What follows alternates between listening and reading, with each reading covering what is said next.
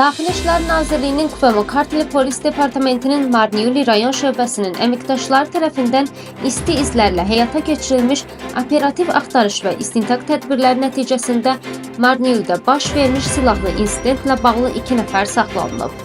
Saxlanılan şəxsləri 7 ilədək azadlıqdan məhrum etmə cəzası gözləyir. İstintaqla müəyyən edilib ki, 2003-cü il təvəllüdlü şəxs cari ilin 4 iyun tarixində Marniulidə keçmiş yaşanmış münaqişə zəminində yaranmış mübahisə zamanı 1998-ci il təvəllüdlü şəxsə odlu silahdan ateş açaraq xəsarətlər yetirib. Daha sonra digər təqsirləndirilən şəxslə birlikdə gizlənməyə cəhd edib, lakin hər iki şəxs polis tərəfindən saxlanılıb. Yaralanan şəxs xəstəxanaya yerləşdirilib və ona müvafiq tibbi yardım göstərilir.